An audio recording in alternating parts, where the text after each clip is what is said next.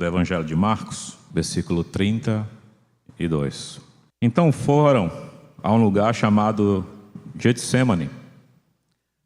Ali, chegados, disse Jesus a seus discípulos: assentai-vos aqui enquanto eu vou orar. E levando consigo a Pedro, Tiago e João, começou a sentir-se tomado de pavor e de angústia. E lhes disse: a minha alma está profundamente triste até a morte. Ficai aqui e vigiai. E adiantando-se um pouco, prostrou-se em terra e orava para que, se possível, lhe fosse poupada aquela hora. E dizia: Abba, Pai, tudo te é possível. Passa de mim este cálice. Contudo, não seja o que eu quero, e sim o que tu queres. Voltando, achou-os dormindo e disse a Pedro: Simão, tu dormes? Não pudeste vigiar nem uma hora? Vigiai e orai, para que não entreis em tentação. O espírito, na verdade, está pronto, mas a carne é fraca. Retirando-se de novo, orou, repetindo as mesmas palavras. Voltando, achou-os outra vez dormindo, porque os olhos estavam pesados, e não sabia o que lhes responder. E veio pela terceira vez e disse-lhes: ainda dormis e repousais? Basta! Chegou a hora, o Filho do Homem está sendo entregue na mão dos pecadores. Levantai-vos, vamos, eis que o traidor se aproxima. Vamos orar, meus irmãos. Pai, eis aqui a tua palavra. Eis aqui o relato do teu pavor e da tua angústia. Eis aqui os momentos de terror que passara o Senhor. Fala ao nosso coração, que o Espírito Santo possa nos edificar, nos converter, trazer a verdade através da exposição da tua palavra, Senhor. Ó Espírito Santo, nos ajuda em nome de Jesus. Meus irmãos, o que falar depois de um momento tão pessoal? Eu não poderia falar e voltar a ministrar algo tão substancial dentro do caráter do sofrimento, dentro da densidade do que é sofrer. E Jesus, sem sombra de dúvidas, como diz em Isaías, ele é homem de dores e sabe o que é padecer. E é sobre este homem de dores, que sabe o que é o sofrimento, que estava ali na festa da Páscoa, já tinha ceado com seus 11 discípulos, porque Judas não estava presente, se dirige ao Getsêmani para orar. Getsêmani, um jardim, era um lugar comum onde Jesus se retirava para ter suas orações, um lugar que ele ficava sozinho e ali ele buscava a Deus. E ele chama os seus discípulos, porque estava chegando o momento, estava chegando a hora do Senhor. Hora profetizada por 1000 anos, hora profetizada por todos os profetas. Entenda que nós estamos vivendo o cumprimento profético onde Deus enviou seu Filho, onde desde Gênesis a Malaquias, todas as profecias, todas as obras que o Senhor fez, todas as sombras, tudo apontando para Jesus, onde Deus enviaria o Cordeiro, onde Deus sacrificaria o seu próprio Filho. E observe que isto não era algo simples dentro da humanidade de Jesus, porque a história, o mundo, o tempo, tudo estava agora dependendo deste penúltimo momento onde o Senhor ainda estava livre, onde ninguém tinha posto as mãos sobre ele, onde Jesus ainda estava com os seus discípulos, depois de ter operado milagres, depois de ter expulsado demônios, depois de ter evangelizado, de ter dado vista aos cegos, de ter feito coxos andarem, depois de ter alimentado os famintos, depois de ter pregado as bem-aventuranças, doutrinado, ensinado, chega o momento, um clímax, um momento singular do ministério e vida de nosso Senhor. Chega o momento, não era um momento, mas é o momento aonde estava em jogo toda a história da humanidade, aonde tudo dependia deste homem. A obra redentiva de Deus, o propósito eterno de Deus, estava sobre as costas de Jesus. E Jesus, ele reúne os seus discípulos. Versículo 32. Foram a um lugar chamado Getsêmani. Getsêmani quer dizer lugar da prensa.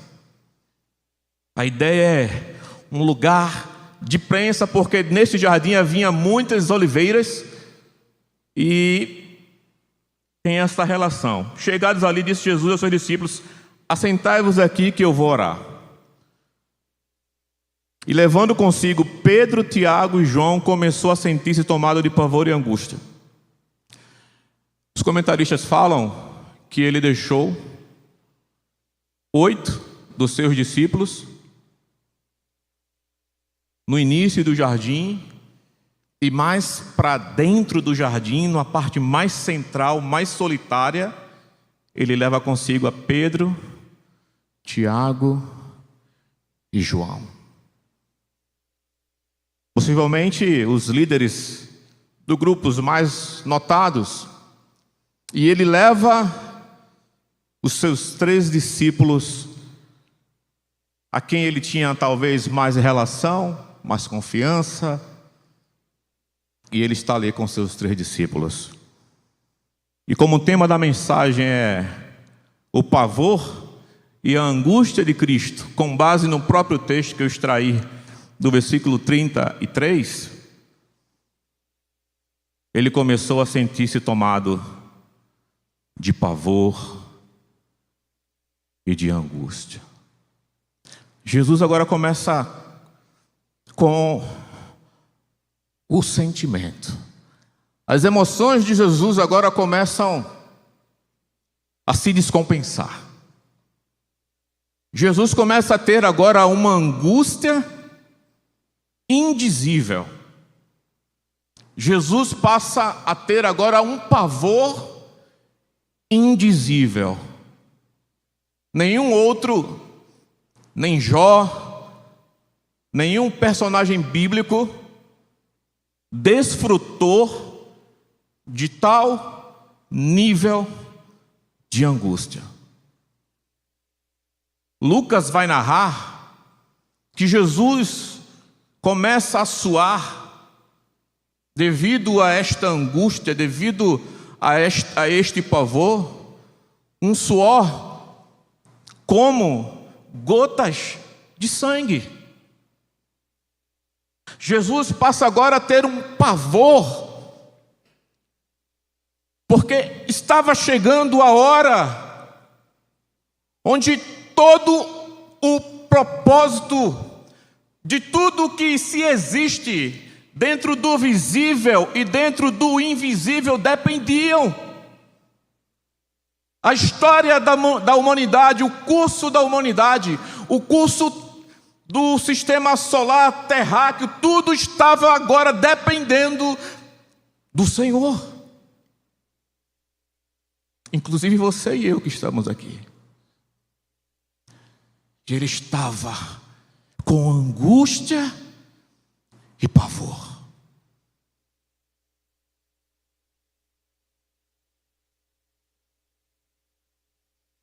E ele diz para os discípulos no versículo 34: a minha alma está profundamente triste até a morte. Jesus tem pavor. Jesus tem angústia. E Jesus agora é tomado de uma tristeza tão absurda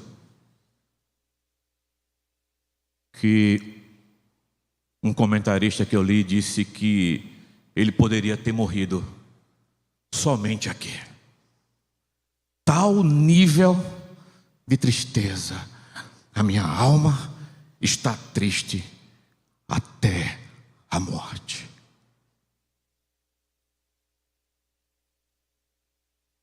Nós já sentimos angústias. Nós já sentimos pavor. E nós já sentimos tristeza. E não é bom. Mas este pavor e esta angústia é singular.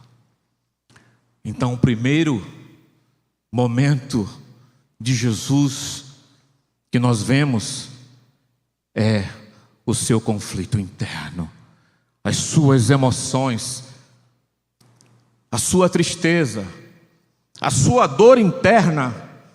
Jesus começa a ser demolido por dentro, antes que tocassem em um só fio dos seus cabelos, antes que os chicotes tocassem em suas costas, antes que ele fosse esbofeteado, Jesus começa a ser demolido por dentro, onde a sua alma, as suas emoções começam a serem destruídas.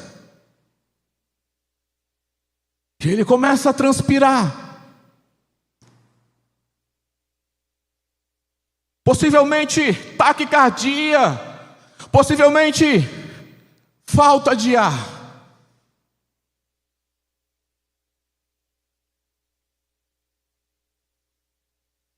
A primeira batalha de Cristo, a primeira luta do Senhor foi contra as suas próprias emoções. Meu irmão, minha irmã,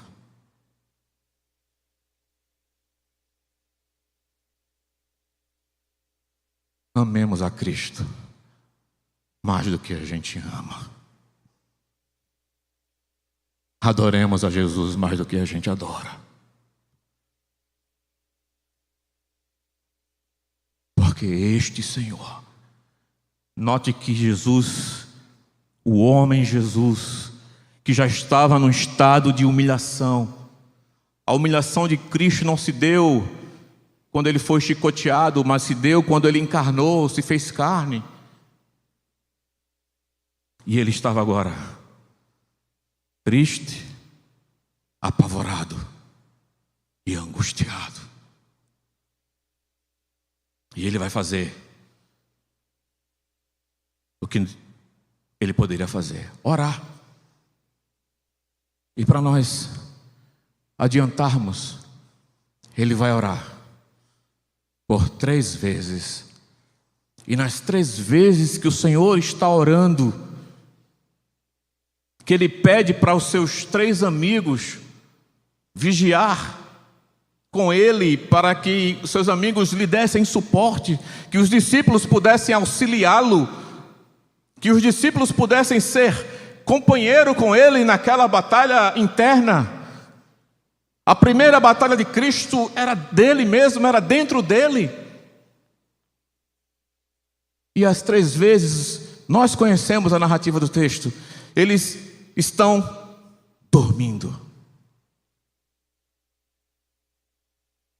E o pavor e a angústia de Cristo e a tristeza de Cristo não puderam ser consolada pelos homens, porque os seus amigos estavam dormindo. Ele não pôde encontrar amparo. Ele não pôde encontrar aquele braço amigo, aquele ombro. Ele não pôde encontrar naquele momento. Ele estava só, em oração com o Pai. E ele orava e ele encontrava os discípulos, depois ele voltava e ele orava. Observe que nós podemos perceber o quão Jesus estava agitado, porque uma hora ele orava, depois ele voltava, e pelo menos por 3 vezes ele vê aquele cenário de sono dos discípulos, e Jesus não pôde encontrar no seu grupo, Jesus não pôde encontrar com os seus amigos o amparo emocional. Mas Lucas diz que Deus enviou um anjo para consolar o Senhor. Lucas diz que, na narrativa de Lucas, ele diz que Deus enviara um anjo, e o anjo consolava ao Senhor, porque ele estava precisando de consolo. Jesus estava, observe, angustiado, triste até a morte. Jesus estava apavorado, possivelmente trêmulo.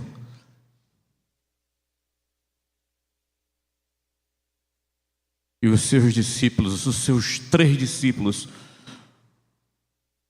Pedro, Tiago e João, não puderam lhe ser amparo. Então, na última vez, versículo 41.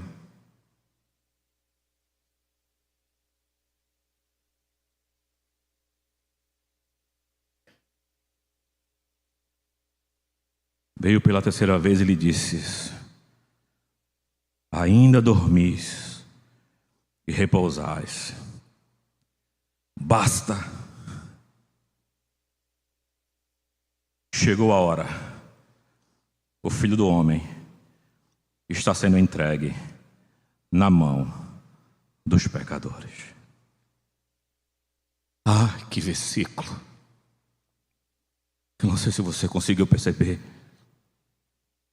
Nós geralmente só citamos o brado da cruz quando ele diz que está consumado. Mas aqui existe o primeiro brado, que é basta. Basta. Tem uma exclamação. Aquele processo de tristeza, de angústia e de pavor, o Senhor agora diz basta. E diz essa frase: chegou a hora. No relógio de Deus, estou falando de forma figurada, no relógio de Deus, os ponteiros deram a hora do Filho do Homem ser entregue. Na história da humanidade, desde Adão, Abraão, Isaac, Jacó, José, desde o início de tudo, haja luz e houve luz, quando a terra era sem forma e vazia, desde o nada, quando Deus fez a sua criação, desde o propósito eterno de Deus, agora chegou a hora, chegou o momento, não é um relógio cronológico, mas o momento para o qual ele foi destinado, porque Deus amou o mundo e deu Jesus, Jesus veio, tomou forma de servo, e de figura abrindo mão, e ele disse: chegou a hora do Filho do Homem ser entregue nas mãos dos pecadores. A angústia, a tristeza de Cristo e o seu pavor. E ele vai. E nesse momento que ele diz que o Filho do Homem será entregue, a consciência de quem era Deus para ele estava clara: é o Filho do Homem. A sua consciência, a sua filiação estava clara.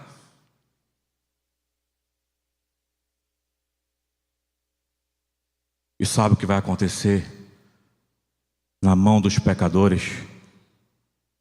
A primeira coisa que acontece com Jesus na mão dos pecadores é que Judas, observe no versículo 43,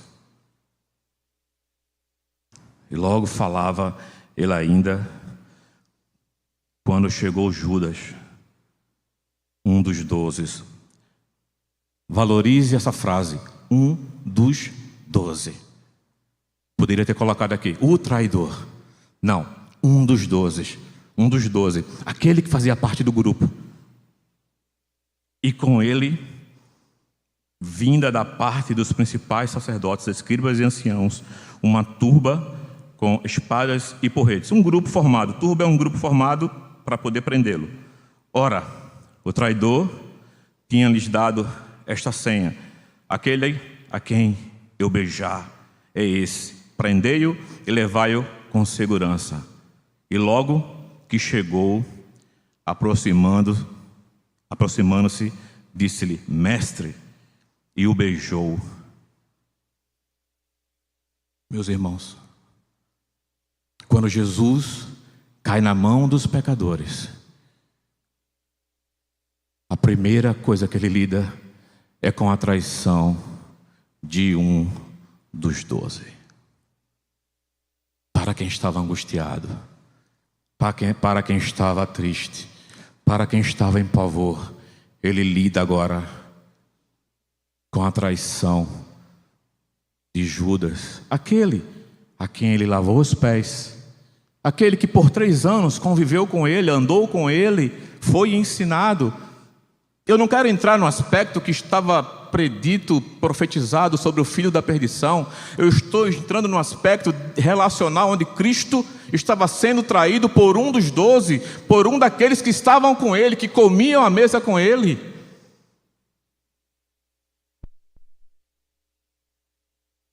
Versículo 49.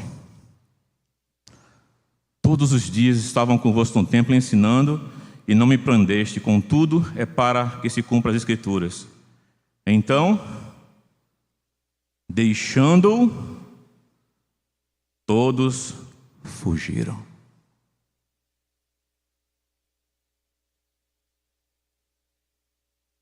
Agora, quando Jesus é preso,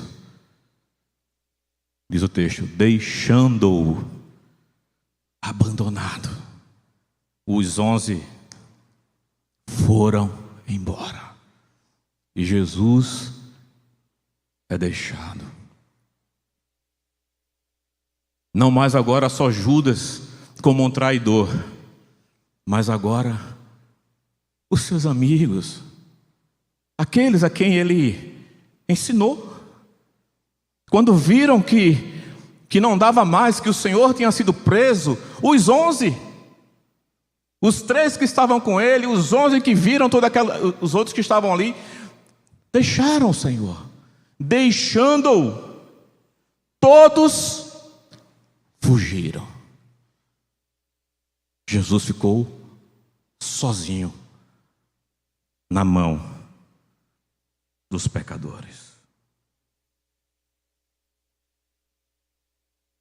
E aqui começa uma série. Jesus é levado para o Sinédrio, para Caifás, e começam a levantar contra Jesus falso testemunho. Começam a levantar, tentar incriminar a Jesus. E começam a fazer todo um esquema. Note que eles estavam na Páscoa. Que eles estavam vivendo um período de Páscoa e não poderia ter pena de morte no período pascual. Jesus, junto com este grupo, com o Sinédrio, com Caifás, com Anás, com Pilatos, que vai aparecer aqui, eles fazem toda uma trama para condenarem a Jesus. O Sinédrio condena Jesus, Pilatos sentencia a Jesus e os soldados executam a decisão de crucificar a Cristo. E Cristo está ali agora, debaixo de decisões fraudulentas.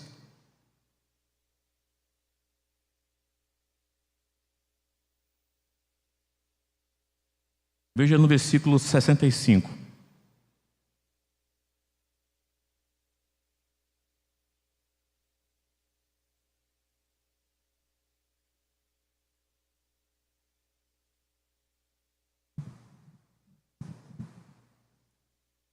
Puseram-se alguns a cuspir nele, a cobrir-lhe o rosto e dar-lhes murros e a dizer-lhe: profetiza. E os guardas o tomaram a bofetadas. Jesus começa agora a ser esbofeteado, cuspido, zombado e humilhado. E Jesus estava ali, na sua luta, no seu sofrimento, na sua angústia. Veja no capítulo 15.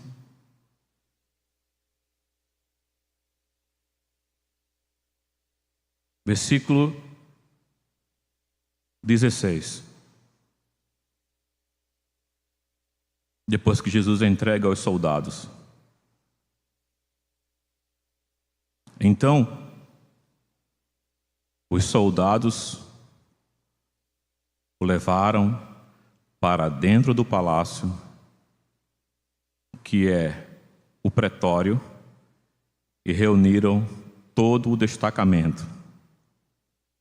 Vestiram-no de púrpura e, tecendo uma coroa de espinho, lá puseram na cabeça. Observe isso. E saudavam, dizendo: salve, Rei dos Judeus. Dava-lhe na cabeça com um caniço. Cuspiram nele. E pondo-se de joelhos, o adoravam. Trocaram a roupa do Senhor. Colocaram uma roupa como se fosse de um rei. colocaram um caniço em sua mão, como se fosse um cetro, porque todo rei tinha um cetro. Mas aqui fala que eles colocaram uma coroa de espinhos em sua cabeça. A crueldade destes soldados. E depois que eles colocaram o espinho, a coroa de espinho na cabeça de Cristo, no versículo 19, davam-lhe aonde? Na cabeça, para que os espinhos pudessem penetrar mais e mais na cabeça de nosso Senhor.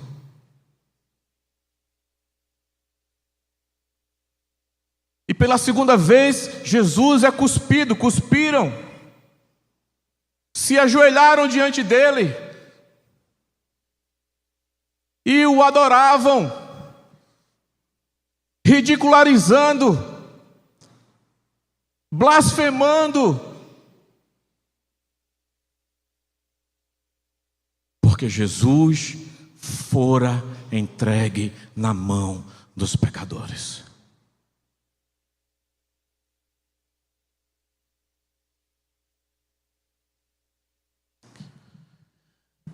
Quando a gente ver um relato como este, meu irmão e minha irmã,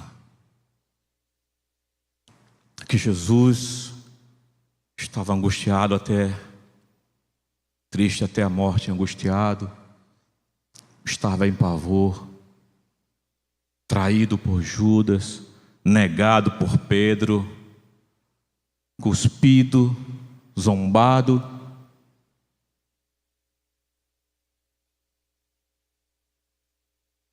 O que esta simples mensagem traz ao seu coração?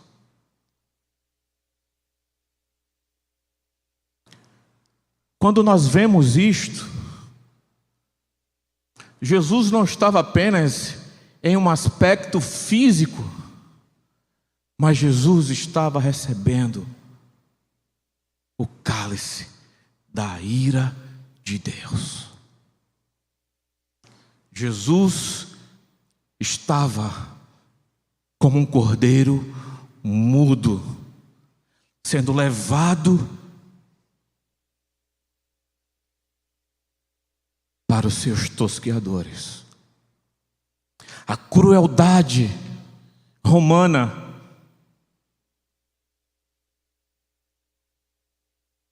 o que é a mensagem do Evangelho de Jesus, quando Cristo ele encarna e toma esta forma, para que na cruz ele foi conduzido e lhe deram uma bebida misturada, e ele não quis tomar daquela bebida. Os comentaristas falam que ele não quis tomar a bebida para que ele não pudesse ser entorpecido, porque ele precisava estar lúcido, e para estar lúcido ele tinha que continuar sentindo dores. As escolhas de Cristo sempre foram difíceis para Ele mesmo. O que este Jesus, que encarnou, tem feito e tem sido como referência para mim e para você? Porque, meu irmão, minha irmã, nós sofremos. Sim, nós temos doenças, nós sofremos na nossa alma, nós sofremos por desemprego, nós somos sentenciados, nós podemos morrer a qualquer momento. Mas nada disso é maior do que a obra que Deus se fez carne, foi humilhado, cuspido, esbofeteado, para que pudesse, na cruz do Calvário, Ele disse: quando eu for pendurado no madeiro, atrairei todos a mim mesmo. E todos, pois, quanto o receberem, deu-lhes o poder de serem feitos filhos de Deus. Quando Jesus ele vai na cruz do Calvário e cumpre o propósito eterno de ser punido, como diz em Isaías, ele foi moído traspassado por nossas transgressões, e o castigo que nos traz a paz estava sobre ele. Ele assume esta forma, ele assume o castigo, e Deus, em seu propósito eterno, castiga, e Jesus é moído, Jesus é esmagado, Jesus é trucidado naquela cruz. Jesus foi moralmente, foi vexatório, como diz Hebreus, a ignomínia da cruz, a vergonha da cruz, o pavor da cruz. Há relatos históricos que todos tinham medo da sentença de cruz, todos, porque estar numa cruz era insuportável as dores. Primeiro que onde se entravam os cravos, se inchava, e a dor era insuportável. A posição do corpo não permitia uma respiração boa, então até para respirar era um esforço muito grande. Uma dor de cabeça incrível.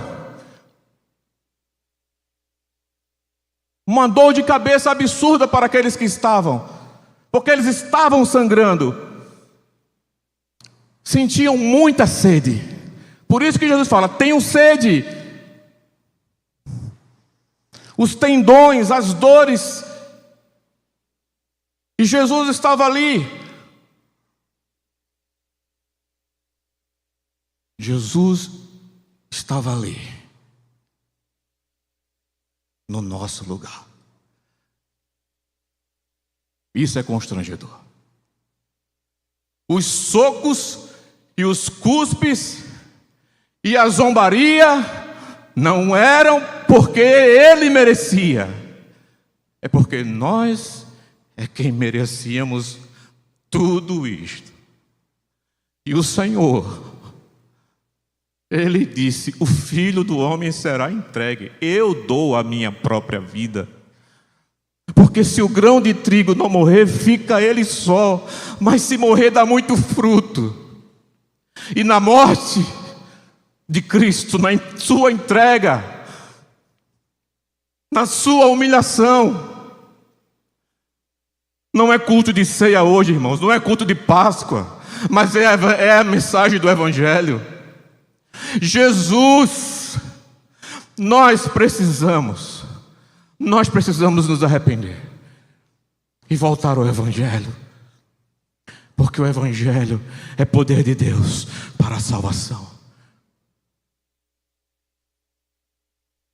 Nossos filhos não serão salvos sem este Evangelho. Não existe fórmula mágica. Eu e você, nós não seremos salvos sem o Evangelho de Jesus. Não existe fórmula, não existe ninguém que detenha esta obra. E Jesus, na cruz do Calvário,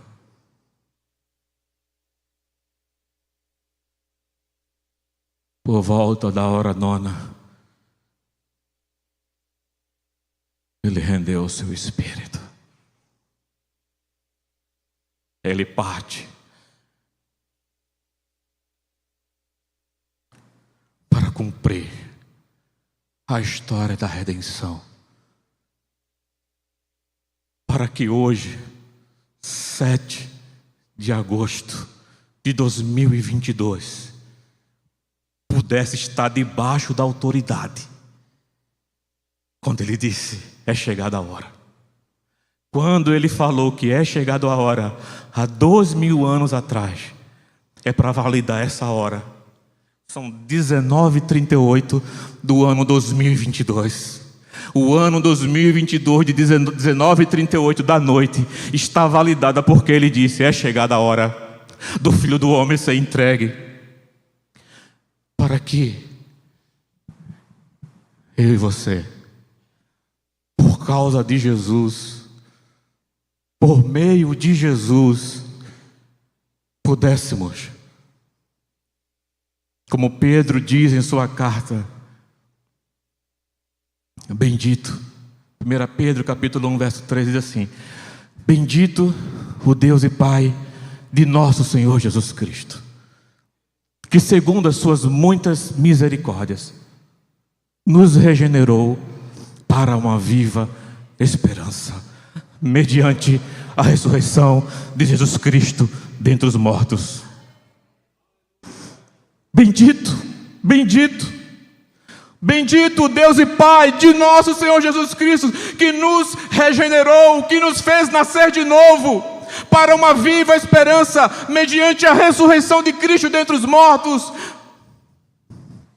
É por causa de Cristo. Tende um motivo e por grande alegria ao passardes por várias provações, sabendo que o valor da vossa fé, uma vez confirmado, qualquer a luta que eu e você tiver, meu irmão, qualquer luta sempre será maior. De todas as vezes que eu e você formos tentados a sermos deprimidos, e eu falo com propriedade sobre isso, todas as vezes que eu e você formos tentados a olharmos para as nossas enfermidades, e eu falo com propriedade sobre isso, olhe para Cristo, olhe para Cristo na cruz, olhe para as cuspidas, olhe para os bufetes, olhe para a obra que Ele passou, olhe para o vexame, olhe para o escárnio, olhe para a palavra de Deus, que Deus suscitará um louvor no seu coração. Deus nos chama a olhar para o Senhor, para a sua obra e para a sua glória. Porque isto não é para nos entristecer, os que cremos, mas é para que o nosso coração transborde de gratidão, de louvor a Ele, porque dele, por Ele e para Ele são todas as coisas. Ele, Paulo vai dizer em Colossenses, Ele é a imagem visível do Deus invisível. Ele é o primogênito da criação. Ele é o primogênito dentre os mortos, pois a Ele glórias. Oh, meus irmãos, por isso que em Apocalipse João vai dizer, João que fugiu, vai escrever, porque ele comprou para Deus pelo seu sangue. Pelo seu sangue, Ele comprou para Deus povos de todas as tribos, línguas e nações, constituindo-nos reinos e sacerdotes. Pedro vai dizer em sua carta, porque nós somos o seu povo, nação santa, sacerdócio real, povo adquirido, povo de propriedade exclusiva de Deus. Por que tudo isso aconteceu? Porque chegou a hora do Senhor e Ele não se acovardou. E o primeiro brado foi: basta. Agora chegou a hora do Filho do Homem ser entregue. E o resultado é este, e a igreja espalhada no mundo todo.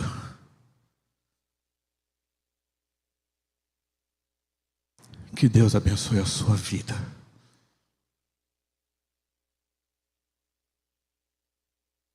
Eu digo para você nessa noite,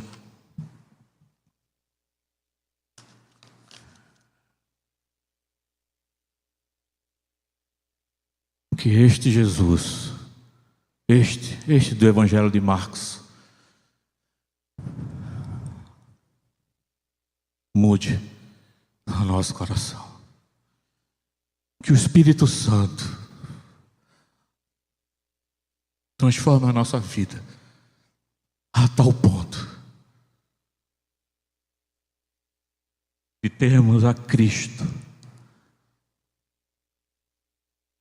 que sofreu a angústia e o pavor, para que nós possamos adorá-lo. E dizermos como Pedro disse, para onde nós iremos? Porque só tu tens as palavras de vida eterna. Não temos para onde ir. E nós não vamos para um lugar. Nós vamos para uma pessoa.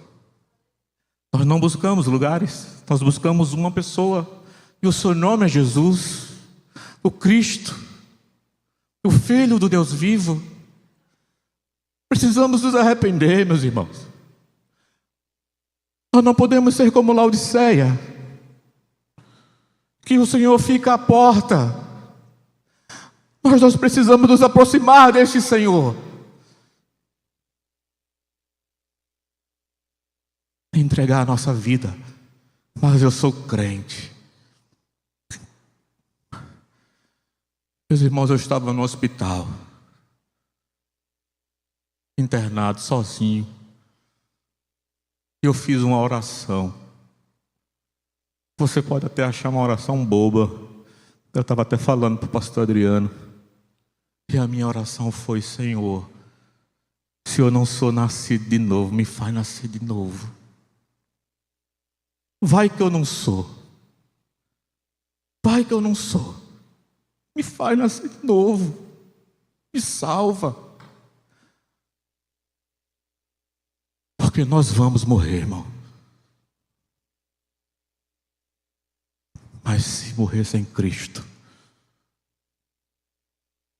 O pastor Adriano me falou algo antes e disse: só quem vai para o inferno vai saber o que é um sofrimento verdadeiro. Mas Jesus Cristo é o caminho, a verdade e a vida. Ele disse: vinde a mim, todos vós que estáis cansados e sobrecarregados, e eu vos aliviarei. Eu sou o pão vivo que desceu do céu. Aquele que de mim se alimenta, por mim viverá. Meu irmão, talvez você não seja curado e nem eu. Talvez a gente vai morrer de câncer mesmo. Eu não sei quantas vezes eu vou pregar.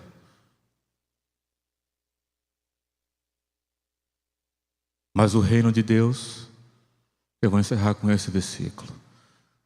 O reino de Deus é semelhante a um homem que negociava com muitas pérolas. E ele, encontrando a pérola de grande valor, Mateus 13, 44, 45. E ele, encontrando a pérola de grande valor, ele vendeu todas as pérolas para ficar com a pérola. Jesus é a nossa pérola. Abramos mão de tudo. Da saúde, dos pulmões, do dinheiro, do trabalho, porque aquele que quiser vir após mim, negue-se a si mesmo, tome a sua cruz, siga-me. Somente aqueles que entenderem que Jesus é a pérola, essa pérola escarnecida, esbofeteada, cuspida e humilhada, é o objeto da nossa fé, da nossa adoração e da nossa casa. Graça e paz. Pastor Adriano.